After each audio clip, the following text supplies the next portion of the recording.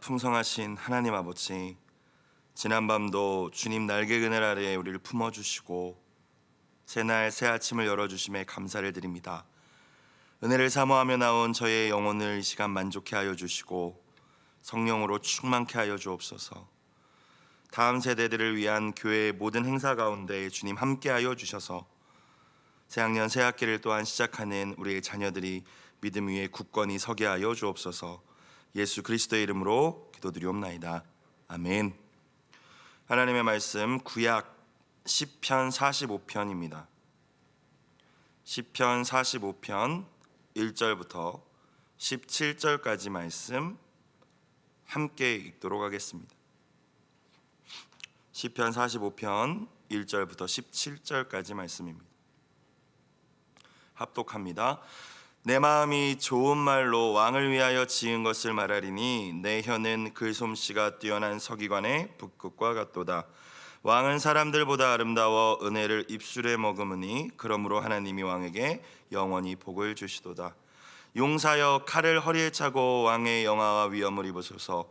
왕은 진리와 온유와 공의를 위하여 왕의 위엄을 세우시고 병거에 오르소서. 왕의 오른손이 왕에게 놀라운 일을 가르치리이다. 왕의 화살은 날카로워 왕의 원수의 염통을 뚫으니 만민이 왕의 앞에 엎드러지는도다. 하나님이여 주의 보좌는 영원하며 주의 나라의 규는 공평한 규이니이다. 왕은 정의를 사랑하고 악을 미워하시니 그러므로 하나님 곧 왕의 하나님이 즐거움의 기름을 왕에게 부어 왕의 동료보다 뛰어나게 하셨나이다. 왕의 모든 옷은 모략과 침향과 육개의 향기가 있으며 상하궁에서 나오는 현악은 왕을 즐겁게 하도다. 왕이 가까이 하는 여인들 중에는 왕들의 딸이 있으며 왕후는 오빌의 금으로 꾸미고 왕의 오른쪽에 섰도다. 딸이여 듣고 보고 귀를 기울일지어다. 너의 백성과 내 아버지의 집을 잊어버릴지어다. 그리하며 왕이 너의 아름다움을 사모하실지라. 그는 너의 주인이시니 너는 그를 경배할지어다. 두로의 딸은 예물을 드리고 백성 중 부한 자도 너의 얼굴 보기를 원하리로다. 왕의 딸은 궁중에서 모든 영화를 누리니 그의 옷은 금으로 수놓았도다. 수놓은 옷을 입은 그는 왕께로 인도함을 받으며 시종하는 친구 처녀들도 왕께로 이끌려갈 것이라. 그들은 기쁨과 즐거움으로 인도함을 받고 왕궁에 들어가리로다. 왕의 아들들은 왕의 조상들을 계승할 것이라. 왕이 그들로 온 세계 군왕을 삼으리로다. 내가 왕의 이름을 만세에 기억하게 하리니 그러므로 만민이 왕을 영원히 찬송하리로다. 아멘. 오늘 이 아침 함께 나눌 시편 45편 말씀은 참 아름다운 찬송시 가운데 하나입니다. 왕과 그의 신부의 사랑, 특별히 결혼에 대한 찬가로 알려져 있습니다. 그래서 오늘 매일 성경 제목을 보시면 아름다운 왕의 결혼식이라고 되어 있죠. 그런데 오늘 단순히 이 말씀이 이스라엘의 왕의 결혼식을 찬양하기 위한 노래만은 아닐 것입니다. 우리에게 주시는 분명한 영적인 의미가 있으리라 생각이 됩니다. 먼저 우리는 오늘 말씀 속의 왕과 이 신부가 궁극적으로 또 영적으로는 누구를 상징하고 의미하는지 먼저 생각해 볼 필요가 있습니다. 왕이 누굽니까? 다윗, 솔로몬, 그들을 가리킬 수도 있겠지만 궁극적으로는 왕 중의 왕이시고 심판주로 다시 오실 예수 그리스도, 우리의 신랑 되신 예수님을 상징하는 줄로 믿습니다. 그렇다면 신부란 누구겠습니까? 그리스도께서 생명을 주시고 사신 교회, 이 땅의 모든 성도들을 의미하는 것입니다. 사실 성경을 보면 많은 부분 그리스도와 교회를 남편과 아내의 관계로 묘사하고 있습니다. 요한계시록 말씀을 보면 구원받은 성도가 재림하시는 예수님과 완전히 연합하는 그 순간을 어린 양의 혼인잔치로 묘사하기도 합니다. 우리가 남성이든 여성이든 그 성별과 관계없이 저와 여러분은 왕으로 다시 오시를 신랑 되시는 예수님의 신부이다, 이 사실을 기억하며 오늘 말씀 가운데 은혜가 있으시기를 주의 이름으로 축원합니다. 시편 45편의 시인은 왕을 향한 충성과 애정을 담아서 또 이제 곧 진행될 왕의 결혼식을 설레임으로 기대하면서 첫 구절을 노래합니다. 1절, 내 마음이 좋은 말로 왕을 위하여 지은 것을 말하리니 내 혀는 글솜씨가 뛰어난 서기관의 붓끝과 같도다. 자기 자랑하는 표현이라기보다 왕을 향해 어떻게 하면 더 아름다운 말로, 귀한 말로 그를 높일 수 있을까 고민하는 시인의 그 마음이 담겨져 있는 표현이죠. 오늘 시편 45편의 저자가 이 왕을 사랑하는 마음으로 이 찬가를 지어 불렀듯이 이제 예수님의 신부된 저와 여러분, 예수님을 무엇보다 누구보다 사랑하는 마음을 담아 오늘 이 아침 그분을 높이고 찬양하며 우리의 사랑을 고백하는 시간이 되길 주의 이름으로 축원합니다. 주님 앞에 기도할 때 하나님, 나의 이런 문제가 있습니다, 내 이런 소원이 있습니다 말씀드리기에 앞서서 주님이 얼마나 아름답고 위대한 분이신지, 그런 주님을 또 내가 얼마나 사랑하는지를 먼저 고백해 보십시오. 주님께서 부어주시는 말할 수 없는 기쁨의 감격이 우리의 심령에 넘쳐나게 될 것입니다. 자, 그러면 시인은 어떠한 표현으로 그리스도를 상징하는 그 왕을 높이며 찬양하고 있습니까? 2절부터 9절까지가 그 내용입니다. 2절, 왕은 사람들보다 아름다워 은혜를 입술에 머금으니 그러므로 하나님이 왕에게 영원히 복을 주시도다. 예수님을 가리킨다라는 것이죠. 궁극적으로 예수님은 세상의 그 어떤 존재보다, 어떤 사람들보다, 천사들보다도 가장 위대하시고 영광스러우시고 아름다우신 분이십니다. 그래서 사도 요한은 요한계시록 1장에서 환상 중에 본 그리스도의 모습을 다음과 같이 묘사합니다. 촛대사의 인자 같은 이가 발에 끌리는 옷을 입고 가슴에 금띠를 띠고 그의 머리의 털의 희기가 흰 양털 같고 눈 같으며 그의 눈은 불꽃 같고 그의 발은 풀무불에 단련한 빛난 주석 같고 그의 음성은 많은 물소리와 같으며 그의 오른손에 7뼈리 있고 그의 입에는 좌우에 날성검이 나오고 그 얼굴은 해가 힘있게 비치는 것 같더라. 여러분, 우리 주님의 모습이 얼마나 위엄 있으실지 아름다우실지 상상이 가십니까? 하지만 그분이 아름다우신 진짜 이유는 그러한 우리 눈에 보이는 외적인 이유 때문만은 아닐 것입니다. 오늘 말씀을 보니까 2절을 다시 보면 그분의 입술이, 왕의 입술이 은혜를 머금고 있기 때문이라고 이야기를 하죠. 은혜를 입술에 머금으니, 머금다라는 말은 쏟아져 내린다, 쏟아붓다라는 뜻을 가지고 있다라고 합니다. 주님의 입술에서 은혜로운 말들이 언제나 쏟아져 나온다라는 표현이죠. 주님의 입술에 은혜가 가득히 차고 넘쳐서 그분께서 주시는 말씀이 모든 말씀들이 아름답고 듣는 사람들이 그 말씀 앞에 위로와 은혜를 얻게 된다는 것입니다. 그리스도의 신부된 우리의 입술 또한 우리의 신랑 되신 예수님을 따라 언제나 입술에 은혜를 머금어야 할 줄로 믿습니다. 오늘 하루 주님께서 우리의 입술을 주장하여 주시기를 여러분 사모하십시오. 우리의 입술이 주님처럼 은혜를 머금고 흘려보내는 귀한 축복의 통로가 되시길 주의 이름으로 축원합니다. 계속해서 왕을 어떻게 찬양합니까? 3절부터 5절까지를 다시 봅시다. 용사여 칼을 허리에 차고 왕의 영화와 위엄을 입으소서. 왕은 진리와 온유와 공의를 위하여 왕의 위엄을 세우시고 병거에 오르소서. 왕의 오른손이 왕에게 놀라운 일을 가르치리이다. 왕의 화살은 날카로워 왕의 원수의 염통을 뚫으니 만민이 왕의 앞에 엎드러지는도다. 전투적으로 그리고 있죠. 왕을 어떤 전사로 묘사하고 있습니다. 여러분, 우리 왕 대신 그리스도, 다시 오시는 우리 신랑 대신 예수님은 인자와 긍휼이 한이 없으신 분이시지만 불의와 거짓 그리고 마귀의 세력을 그냥 내버려 두기 원하시는 분이 아니시죠. 그래서 시인은 3절부터 5절까지 이 왕을 또 궁극적으로 예수님을 용사라고 표현하고 있는 것입니다. 하지만 그분이 우리와 같이 사사로운 일로 분노를 발하시거나 싸움을 즐기시는 분은 아닙니다. 4절을 보니까 진리와 온유와 공의를 위하여 그 용맹을 발하시는 분이시죠. 여러분, 교만한 자를 낮추시고 겸손한 자를 결국에 높여주시기 위해서 우리 주님이 싸우시는 용사가 되심을 믿으시길 주의 이름으로 축원합니다. 주님을 의지하고 절대적으로 신뢰하는 사람들, 이 새벽에 나와서 기도하시는, 부르짖어 기도하는 그 심령들을 위하여서 우리 주님은 오늘도 싸우시는 우리의 용사가 되실 줄로 믿습니다. 출애굽기 14장 14절에 그래서 모세가 이렇게 이야기하죠. 여호와께서 너희를 위하여 싸우시리니 너희는 가만히 있을지어다. 아무것도 하지 말라는 의미가 아니라 주님을 신뢰하고 의지하고 기도했다면 이제 주님의 싸우심을 잠잠히 불안해하지 말고 기다리라는 말씀입니다. 3절 후반부의 말씀을 보니까 왕의 오른손이 왕에게 놀라운 일을 가르치리이다. 성경에 오른손이 등장할 때 이 오른손은 능력을 상징한다고 보시면 됩니다. 주님의 엄청난 권능이 모든 대적들을 결국에 완전히 물리쳐 주실 것임을 말씀하시는 것이죠. 그리스도를 대적하고 교회를 핍박하는 모든 세력들, 마지막 날 우리의 신랑 되신 예수님이 재림하시는 그날에 결국 다 완전히 파멸하게 될 것입니다. 데살로니가후서 2장 8절, 바울은 이렇게 이야기합니다. 현대인의 성경으로 제가 봉독하겠습니다. 그런 다음에 무법자가 나타날 것이다. 교회를 대적하는 적그리스도의 세력을 의미합니다. 주 예수님이 다시 오셔서 자신의 입김과 영광의 광채로 그 무법자를 죽여 없애버리실 것입니다. 여러분, 성도는 이 최후 승리를 믿으며 소망을 결코 잃지 말아야 할 줄로 믿습니다.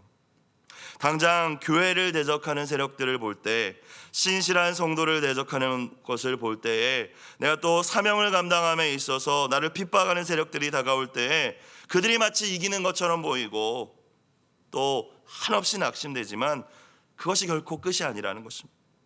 여러분, 하나님 모든 것을 보고 계시는 하나님이십니다. 누가 교만하여 교회를 대적하고 있는지, 하나님의 사람들을 누가 핍박하고 있는지, 여러분 결코 우리의 혈과 육을 가지고 나서서 싸울 필요가 없는 줄로 믿습니다. 이 싸움에서 우리가 기억해야 할 것은 우리의 적이 결코 사람이 아니라는 것과 동시에 나아가 우리는 이미 그리스도께서 이기신 싸움을 동참하고 있다는 이 사실을 기억하시길 주의 이름으로 축원합니다. 신랑 되신 그리스도께서 다시 오실 때 완벽한 승리가 우리에게 주어질 것이죠. 이어서 시인은 왕의 통치가 결국에 가져오게 될 공의에 대해서 찬양합니다. 6절부터 보겠습니다. 하나님이여, 주의 보좌는 영원하며 주의 나라의 규는 공평한 규이니이다. 왕이 통치할 때 쓰던 지팡이를 의미합니다. 규. 7절, 왕은 정의를 사랑하고 왕을 미워하시니 악을 미워하시니 그러므로 하나님 곧 왕의 하나님이 즐거움의 기름을 왕에게 부어 왕의 동료보다 뛰어나게 하셨나이다. 예수님께서 다시 오셔서 친히 다스리시는 그 하나님의 나라의 통치는 영원하고 공평할 것입니다. 그분이 완전한 공의로 세상을 다스리실 것이기 때문입니다. 우리의 신랑이 되시고 또 왕 되신 예수님께서 정의를 정말 사랑하시고 악을 미워하시고 공의로 다스리시는 분이심을 우리가 믿는다면 7절에 나와 있죠. 왕은 정의를 사랑하고 악을 미워하시나니 하나님이 그런 왕에게 기름을 부어주셨다라고 표현하고 있습니다. 저와 여러분 마찬가지로 정의를 사랑하고 악을 미워할 줄 알아야 된다는 것이죠. 주님은 두려운 분이 아닙니다. 사랑과 긍휼만이 가득하신 분입니다 라고 이야기하는 우리의 고백 가운데 혹여나 나의 거짓과 은밀한 죄를 그저 정당화하고 합리화하기 위해서 주님의 사랑을 강조하고 있는 건 아닌지, 우리 주님은 사랑의 주님이시지만 반드시 분명히 공의의 주님이심 또한 우리가 기억하며 우리의 죄와 거짓을 정당화하고 합리화하는 수단으로 주님의 사랑을 이용하지는 말아야 할 줄로 믿습니다. 끝으로 시인은 왕의 의복과 그를 호위하고 따르는 화려한 행렬을 칭송합니다. 8절, 왕의 모든 옷은 모략과 침향과 육개의 향기가 있으며 상하궁에서 나오는 현악은 왕을 즐겁게 하는도다. 여러분, 우리의 신랑 되신 예수님께서 다시 오실 때 구름 타고 천사들의 나팔 소리로 다시 오신다고 약속하신 주님께서 다시 오시는 그 모습, 그분의 위엄과 아름다움을 우리가 감히 상상할 수 있겠습니까? 거룩한 성도들이 천국에 입성했을 때 이루어질 그 천국 잔치, 어린 양의 혼인 잔치의 아름다움과 화려함은 이 세상 어떤 것과도 비교할 수 없을 줄로 믿습니다. 믿음 지키며 세상을 살아가는 게 참으로 만만치 않은 세대이지만 마지막 날 그 영광을 기대하며, 우리가 인간적인 생각으로 상상도 할 수 없는 그 영광을 기대하며, 우리 주님이 두 팔 벌려 우리를 맞아주시고 안아주실 그날을 소망하며, 나의 머리에 면류관을 씌워주시고 우리의 눈물을 닦아주실 그날을 고대하며 오늘을 살아내는 저와 여러분 되길 주의 이름으로 축복합니다. 8절까지 왕에 대한 찬가라면, 또 그리스도 다시 오실 신랑 되신 예수님을 높이는 찬양의 내용이었다면, 이제 9절부터는 신부에 대한 찬가입니다. 앞서 말씀드렸듯이 신부란 궁극적으로 예수님을 믿고 구원받은 모든 성도들, 이 땅의 교회를 상징합니다. 영원하신 왕, 신랑 되신 그리스도를 맞이할 구원받은 모든 성도들을 향한 말씀으로 그래서 우리가 이해해야 하죠. 9절을 봅시다. 왕이 가까이 하는 여인들 중에는 왕들의 딸이 있으며 왕후는 오빌의 금으로 꾸미고 왕의 오른쪽에 서도다. 우리의 정체성을 이야기해 주는 말씀이라고 저는 생각을 합니다. 신앙생활을 하다 보면 낙심될 때가 있는데, 세상적으로 주님을 모르고 살아가는 사람들이 무언가 더 잘 되는 것 같고, 나는 매일 기도하는데 기도하지 않고 그저 자기 능력만 의지하고 또 자기 배경만 의지하며 사는 사람들이 무언가 더 화려하고 아름답고 귀하게 여겨지는 것을 볼 때 우리가 때로 낙심할 때가 있어요. 그런데 오늘 이 9절의 말씀은 우리가 궁극적인 우리는 누구인가를 말씀해 줍니다. 우리는 하나님의 자녀이며 천국의 시민인 동시에 그리스도의 신부죠. 그래서 그리스도께서 왕이시기에 그분의 신부된 저와 여러분은 왕후가 되는 줄로 믿습니다. 왕비라는 것입니다. 신랑 되시는 주님을 맞이하는 그날 왕후인 우리는 9절의 말씀과 같이 오빌의 금으로 꾸며질 것이다. 성경에서 오빌의 금이라고 표현이 될 때 이 오빌은 최상급 금을 의미합니다. 또 우리의 자리는 어디가 될 것입니까? 왕의 오른편이 될 것입니다. 우리 주님의 오른쪽이 될 것이라는 것. 우리가 진짜 이 말씀을 믿는다면 당장 지금 이 세상의 부와 명예를 남들보다 가지지 못해서 주눅들 필요가 있겠습니까? 그리스도를 가진 자가 모든 것을 가진 자인 줄로 믿습니다.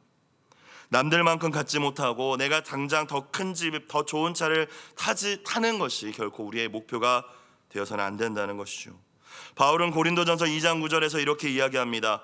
기록된 바 하나님이 자기를 사랑하는 자들을 위하여 예비하신 모든 것은 눈으로 보지 못하고 귀로 듣지 못하고 사람의 마음으로 생각하지도 못하였다 함과 같으니라. 상상할 수 없는 것으로 주님이 우리를 채우시고 입히시고 세우실 것입니다. 세상의 화려함과 부요함과 지위와 명예를 쫓으며 살고 계십니까? 여러분, 우리는 하늘에 속한 사람이요, 세상의 것과 비교할 수 없는 영원한 영광과 상급이 저와 여러분을 위하여 준비되어 있음을 믿으며 하나님의 나라와 의를 먼저 구하며 살아갈 때에 이 땅이 아니라 또 우리의 보물을 하늘에 쌓아두며 살아갈 때에 주님이 친히 금면류관을 우리에게 씌워주시고 주님의 오른편에 함께 앉게 하셔서 영원한 주님의 나라의 통치에 우리를 참여하게 하시게 될 줄로 믿습니다.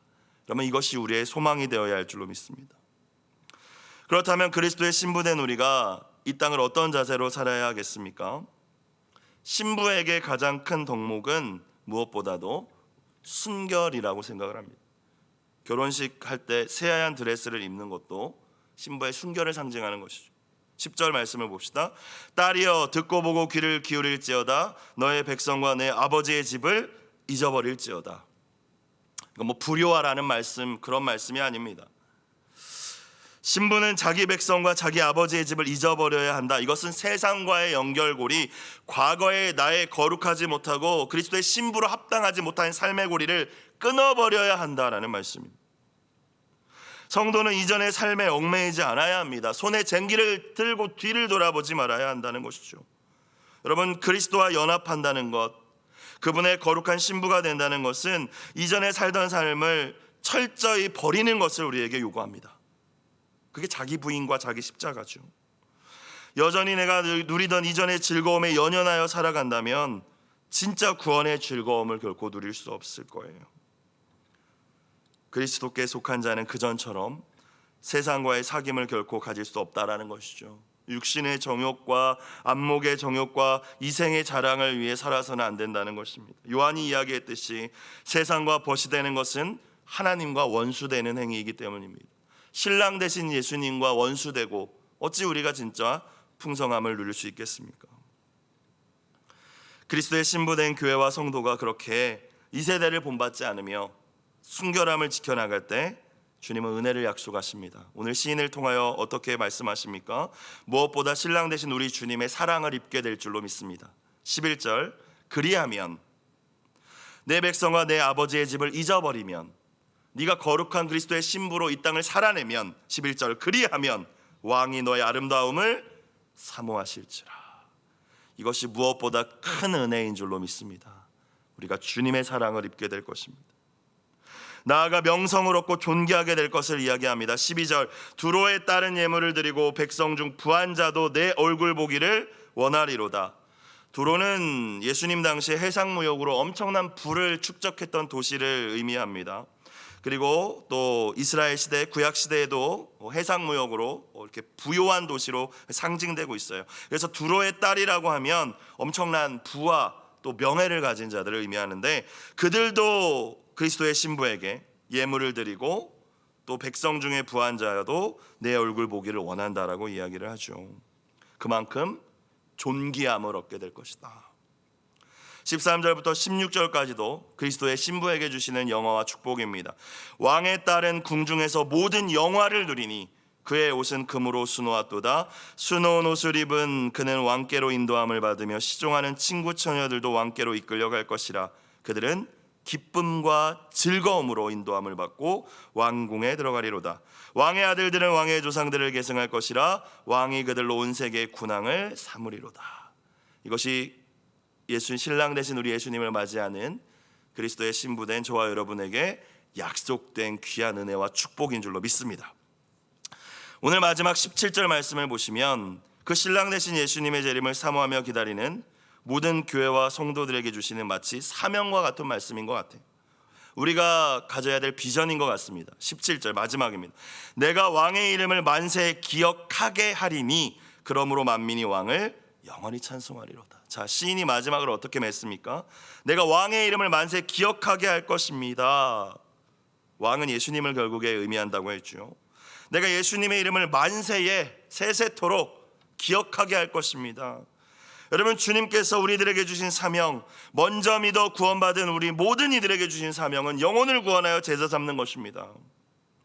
그래서 왕의 이름을 만세에 기억하게 할 것입니다. 결국에는 복음을 전하고 우리의 다음 세대에게 신앙 유산을 전수하는 것을 의미하죠. 우리가 이것을 하지 않는다면 왕의 이름이 어떻게 만세에 기억되겠습니까? 예수님께서 우리의 신랑 되시고 다시 오실 만왕의 왕이 되심을 어찌 우리의 자녀들이 알 수 있겠습니까? 그렇게 기억하게 하여서 결국에 우리가 궁극적으로 비전으로 가져야 될 게 무엇입니까? 17절, 그러므로 만민이 왕을 영원히 찬송하리로다. 세상 모든 열반 모든 민족이 주님 앞에 나와서 함께 주님을 찬양하는 것, 하나님의 나라가 하늘에서와 같이 이 땅에 완성되는 것, 그것이 저와 여러분이 궁극적으로 꿈꾸고 오늘도 품고 기도하며 애쓰며 살아가야 할 비전이 되어야 할 줄로 믿습니다. 말씀을 정리합니다. 사랑하는 여러분, 우리 예수님께서는 반드시 약속하신 대로 다시 오실 줄로 믿습니다. 다시 재림하시는 그때 그리스도와 교회, 주님과 어린 양의 혼인잔치가 열릴 것입니다. 오늘 시편은 그날의 그리스도의 신부된 우리가 누릴 영광을 미리 보여줍니다. 인간의 언어로 표현할 수 없게 금이라는 표현을 쓰기도 하고 그 화려함을 표현하기도 하지만 그런 것과 비교할 수 없을 것이라고 생각합니다. 왕 중의 왕으로 또 다시 오실 주님의 영광에 대한 찬송이 오늘 말씀에 가득하죠. 우리 주님이 재림하시는 그날, 오늘 시편 기자가 묘사하고 있는 그 모든 영화를 우리는 신랑 되신 그리스도와 함께 누리게 될 줄로 믿습니다. 사람의 입술로 형언할 수 없는 아름다우시고 영화로우신 주님을 우리의 신랑으로 만나게 될 것입니다. 그날을 소망하고 사모하며 오늘도 우리에게 주어진 이 한날을 믿음으로 승리하는 모든 분들 되시기를 주님의 이름으로 축원합니다. 기도드리겠습니다.